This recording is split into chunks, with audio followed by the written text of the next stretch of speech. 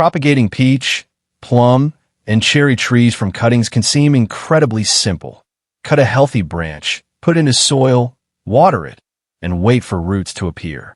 But in reality, many cuttings fail long before they ever have a chance to develop a healthy root system.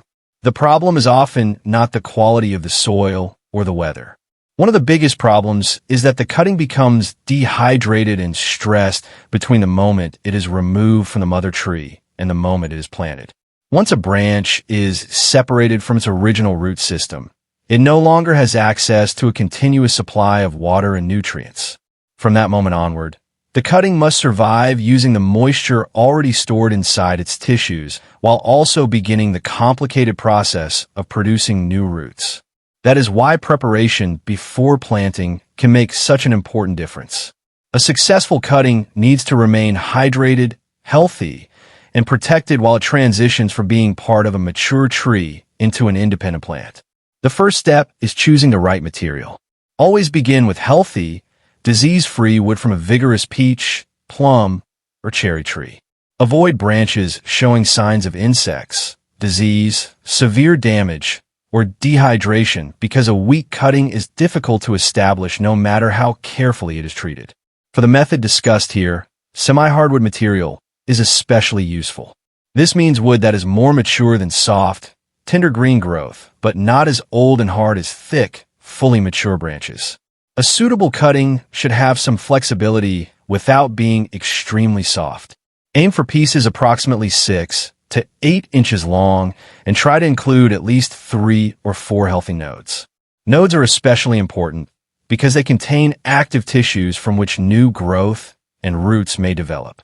Whenever possible, take your cuttings early in the day. Plant tissues are generally better hydrated at this time, which gives the cutting a stronger starting point.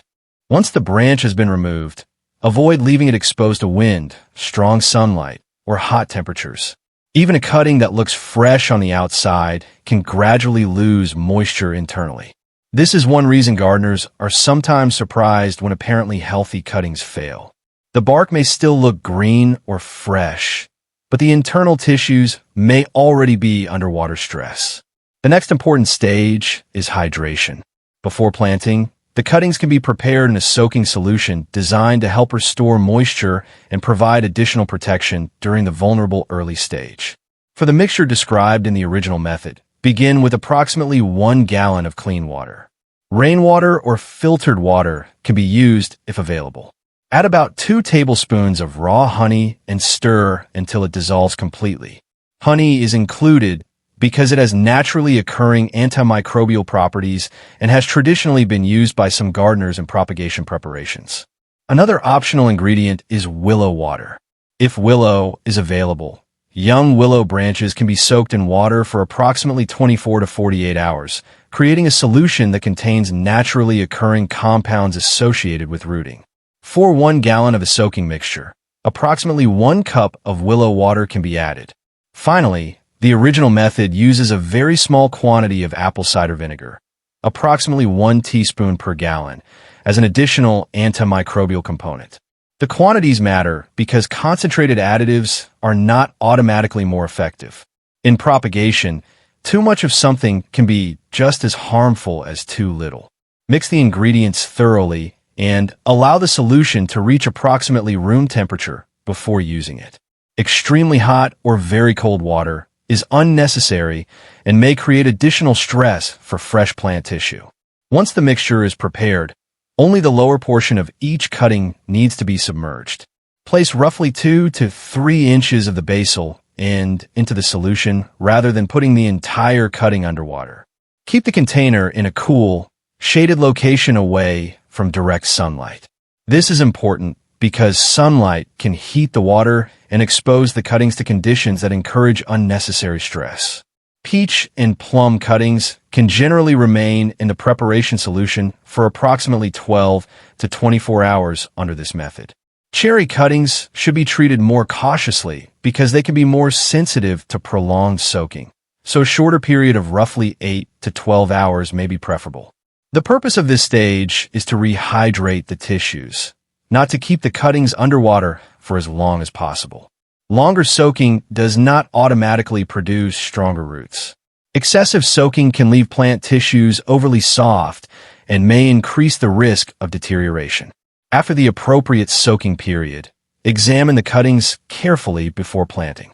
A properly hydrated cutting should feel firm and reasonably plump rather than limp, brittle, or severely wrinkled. When gently bent, it should have some springiness. The cut should remain clean and should not be slimy or have an unpleasant odor. If the bottom portion has become damaged or soft, make a fresh cut above the affected area using a clean, sanitized tool. This removes compromised tissue and gives the cutting a healthier surface from which to begin the rooting process. Timing is especially important after the soaking stage. Do not remove the cuttings from the solution and then leave them sitting on a table for hours. Prepare your rooting area in advance so the cutting can move from the soaking container into the planting medium with as little unnecessary drying as possible. If you are using a commercial rooting hormone, follow the product directions and apply it to the base at this stage. A rooting hormone can provide additional support for root initiation, although it is important to remember that no hormone can compensate for poor cutting material or an unsuitable rooting environment. After treatment, place the cutting into a loose, well-draining rooting medium. Heavy soil that remains saturated for long periods can create serious problems because developing roots require both moisture and oxygen. A mixture containing suitable drainage material can help prevent the base of the cutting from remaining waterlogged. Insert the cutting carefully so that the appropriate portion is below the surface and the surrounding medium makes good contact with the stem. Firm a material gently rather than compacting it aggressively. Then water the planted cutting with plain water. At this stage, there is generally no reason to keep adding the soaking solution. What the cutting needs now is stable moisture, adequate drainage, protection from extreme conditions, and time. Understanding what is happening inside the cutting can make the entire process easier to manage. After a cutting is removed from the tree, the wound at its base must begin healing. Cells around the cambium and nearby tissues become active, and callus tissue may develop around the cut surface. Under suitable conditions, root initials can eventually emerge from this area and develop into new roots. This process requires living tissue, adequate moisture, appropriate environmental conditions, and time. A severely dehydrated cutting is already at a disadvantage because it has fewer internal resources available while attempting to initiate this new growth. That is why preventing dehydration immediately after cutting is so important. A cutting should not be treated like a dead stick. It is living plant material that has suddenly lost its connection to a mature root system. The more carefully that transition is managed, the better the opportunity for successful establishment. Peach, plum, and cherry cuttings should also not be treated as completely identical. They can behave differently during propagation. Plum wood, for example, may take longer to absorb moisture thoroughly, depending on its maturity and condition. Peach material may appear to hydrate more quickly. This does not mean that every peach cutting will root faster than every plum cutting. Rather, it means you should observe the individual cutting instead of blindly following one rigid schedule. Cherry cuttings deserve particular attention because excessive soaking can create problems. Check their condition carefully and avoid assuming that more time and water will automatically improve the outcome. The nodes also deserve attention when preparing cherry and other fruit tree cuttings. Healthy, slightly raised nodes are useful points to identify because active tissues are concentrated around these areas. When making the basal cut, positioning it close to a healthy node can be helpful rather than cutting randomly through a long section of stem. Always use a clean, sharp tool so the tissue is not crushed or torn. Clean cuts reduce unnecessary injury and create a better starting point for the healing process. There's also a simple additional technique mentioned in the original method, using a small amount of plain ground cinnamon around the freshly prepared base immediately before planting. Cinnamon is known for its antimicrobial properties and is sometimes used by gardeners as a natural antifungal aid. If you choose to use it, a thin coating is enough. Do not treat cinnamon as a substitute for hydration, rooting conditions, or commercial rooting hormone. Its role is different. The basic idea is to use several targeted steps rather than expecting one ingredient to solve every problem. Hydration helps restore moisture. A rooting treatment may support root initiation. Cinnamon may provide an additional protective layer around the vulnerable wound. Good drainage and proper moisture management then create the environment needed for developing roots. The same basic principles are used in professional propagation, although commercial nurseries may rely on specialized rooting hormones, controlled humidity, sterile or carefully prepared media, misting systems, and other equipment.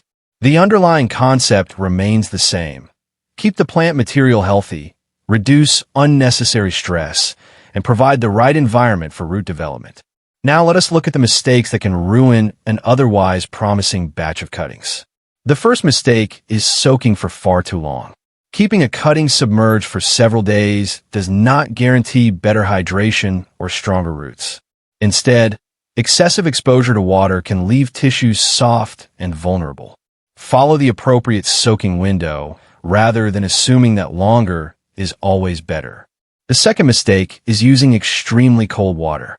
Fresh plant material does not need unnecessary temperature shock. Allow the preparation solution to reach a moderate temperature before introducing the cuttings. The third mistake is using heavy, poorly draining soil.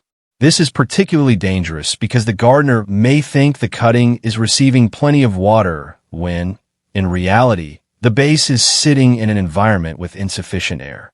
Constantly saturated soil can encourage rot and prevent healthy root development. The fourth mistake is rough handling. A hydrated cutting can be delicate, especially around the freshly cut base. Avoid squeezing it, scraping the bark, dropping it onto rough surfaces, or repeatedly touching the wound. Small injuries can become entry points for microorganisms. The fifth mistake is impatience. This may be the most difficult mistake for gardeners to avoid because propagation can feel like nothing is happening. You plant the cutting and naturally want to know whether roots have formed. But repeatedly pulling the cutting out of the soil or wiggling it to test resistance can damage fragile root initials. Once the cutting is planted, give it time. Maintain appropriate moisture, protect it from harsh conditions, and resist the temptation to disturb the base simply because you cannot see what is happening underground. Root development can take several weeks, and the visible part of the cutting may not immediately tell you how much activity is occurring below the surface. The same general preparation principles can also be adapted for thicker hardwood cuttings taken during the dormant season. Mature hardwood is denser, so it may take longer to rehydrate than semi-hardwood material. Under the original method, thicker hardwood pieces may be given a somewhat longer hydration period, potentially approaching 36 hours, while still avoiding excessive soaking. The exact response will depend on the wood, its condition, temperature, and other environmental factors. The key lesson is to adapt your process rather than treating every cutting exactly the same. Whether you are working with semi-hardwood material during the growing season or thicker dormant wood during winter, the fundamental goals remain consistent. Choose healthy material, prevent dehydration, prepare the cuttings carefully, provide appropriate moisture, maintain good drainage, and protect the vulnerable base while the new root system develops. If you have struggled with fruit tree cuttings in the past, the most important change may not be finding another complicated fertilizer or expensive product. It may simply be learning to slow down and prepare the cutting properly before planting. Instead of cutting a branch and immediately pushing it into the ground, think about everything that cutting has just experienced. It has lost contact with its root system. It may have lost moisture. It has an open wound. It now needs to activate an entirely new root system while surviving without its original source of water and nutrients. Giving it a careful hydration and preparation period can make the transition more deliberate and may improve your overall propagation process. Remember that no method can guarantee that every cutting will root. Plant genetics, seasonal timing, temperature, humidity, disease pressure, cutting maturity, and rooting conditions all influence the final result. But you can control many of the factors that are within your reach. Start with healthy wood.